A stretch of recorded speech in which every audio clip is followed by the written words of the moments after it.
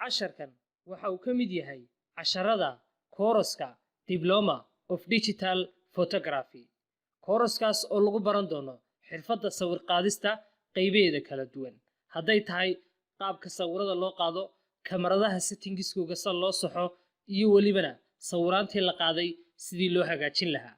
Iyadoo lagu baran doono labada application ee kala ah Adobe Photoshop iyo Adobe Lightroom. Labada application ee lagu baran doono kooraskan akademiyada ayaa siin doonta ardayda iska soo diiwaan gelisa softwareadii oo bilaasha amba lacag la'aan ah oo watana karagoogi. Haddaba cidii u diyaara amba danaynaysa kooraskan waxay la soo xiriiri doontaa WhatsApp numberka shaashada hortaada kaaga muuqda.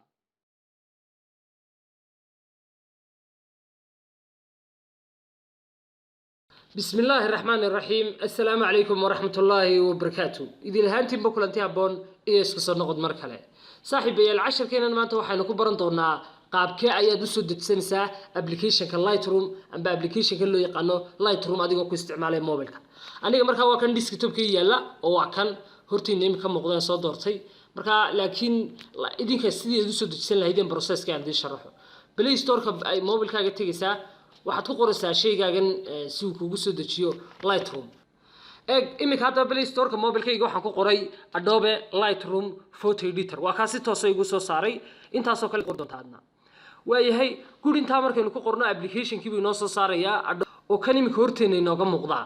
application-kan hadda imika horteena inooga muuqda Adobe Lightroom idinku wada install gareysan doontaan laakiin aniga wuu soo install gareysan iyo ready marka waxaan bilaabaynaa qaabkii hawsha loo bilaabay waa soo furtay application-kayga Lightroom waan imika ku dhex jira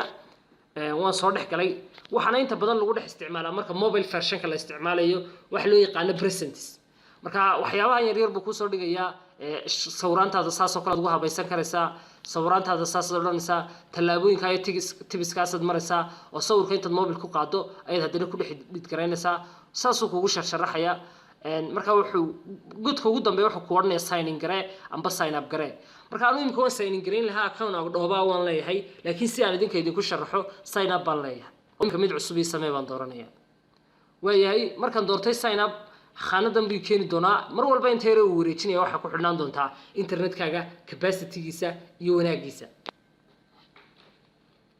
waayahay sign up-kii markaan soo furtay khanadan buu keenay saad arkaysaan halkan waxaan gelinayaa magacaygii ugu horeeyay oo ahaa magacaygii waan gelinayaa Axmed oo kale halkan ka gelinayaa magacaygii labaad oo ah Cabdi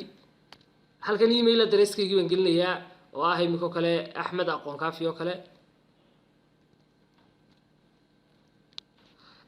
Axmed aqoon kaafi markaan geliyay qaybtii password-kan soo gudbay password-ka dooranaysa inta badan ha noqdo password dhameystiran hadda password-kaaga waa inaad ka dhigataa 8 character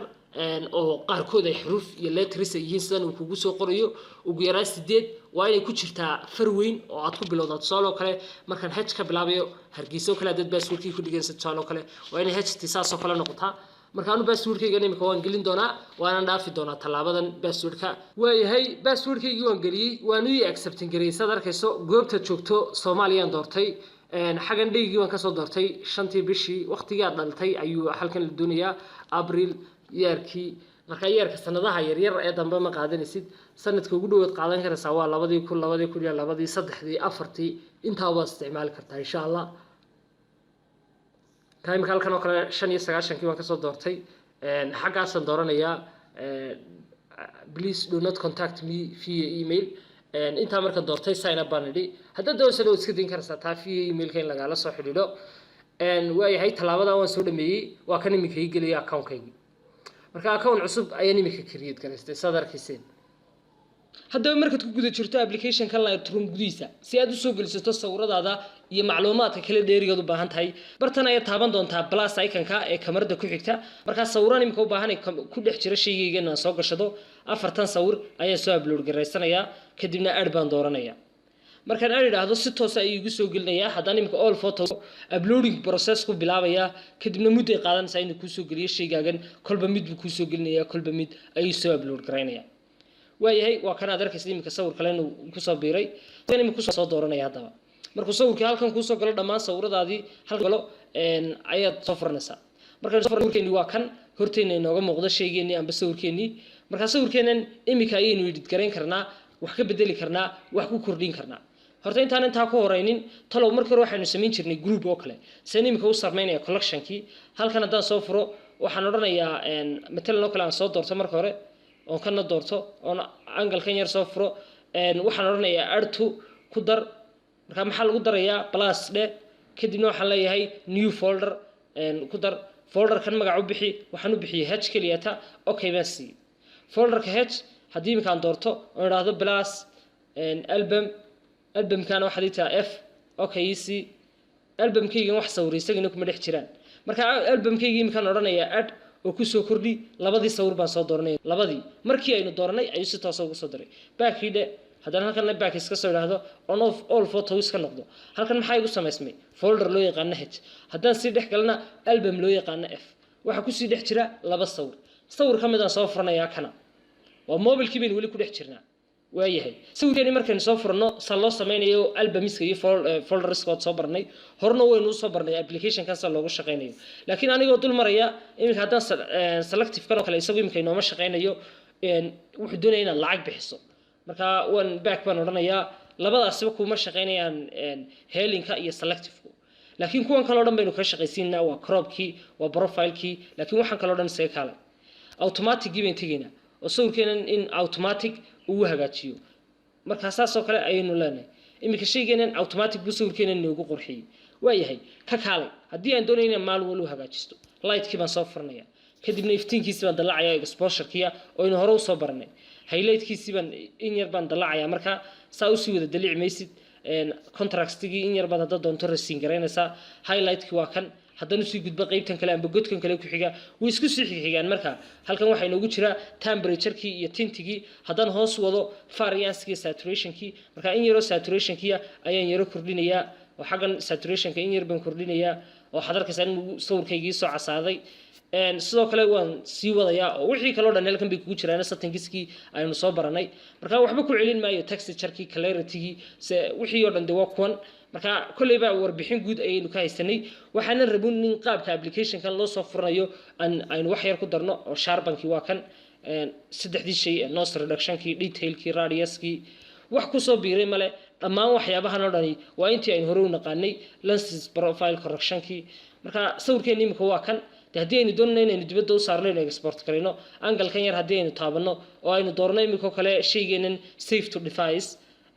amba aynu nidhaahno save to device high quality available save to device baan nidhi shaygeenan isagoo high quality dibadda igu saar baan nidhi marka imika ku bilaabay inuu shaygan dibadda kuugu saaro uu kaaga dhigo marka muddo yar oo kooban bay mar walba qaadanaysaa sidoo kale exporting waynu samayn karnaa haddii imika tan aan cancel idhaahdo oon icon kan yar soo furo export to originalkiisii ku export kare haddii kalena save to device oo uu diidan yahay inta badan exportingka ma soo saara laga yaabaa mobilka okaygeedii hore ayaynu ku deysan doonaa waana ka warsugi doonaa intuu inoo dhammaynayo exportingkiisa imika saad arkaysa halkan waxay noogu soo qoray one photo supported exported baan u jeedaa successfully hal sawir baan ku dhameeyay buu kuri waa ka baxay halkan baan tagay waxaan soo furtay mobilkaygii gallery-giisii amba mobilkayga gallery-giisii kadibna waa adiga halkan ku arkay Adobe Lightroom new photo marka markii hore 6 sawir baa igu jiray oo sidan kala ahaa halka imika sawirkaygan dambe ee la soo edit garay waa kan saas uu madoobaa imika markii dambena san buu noqday waa adiga arkay sawirkaygii sidoo igu soo tayo wanaagsanaaday anigoo isticmaalaya talooma computer baan isticmaalay me mobilkaygan isticmaalay cilmigii aynu soo baranay oo loo soo wareejiyay mobilka ayaa loo yaqaanaa Adobe Lightroom mobile casharkeenan maanta bartaas inoogu joogi doonaa tan iyo intaynu soo iman doono casharkan cashar la mid ah waa aniga oo idinkaga tagaya ku dadaalay inaad muuqaaladiina ku hagaajisaan mobilada computeriska iyo wax walba casharkeenan maanta halkaas inoogu joogi doonaa intaynu soo iman doono casharkan cashar ku xiga oo gun iyo gabagabo u noqon doona course-keenan loona yaqaan conclusion waa aniga oo idinkaga tagaya isbaqal aragti dambe oo xiiso badan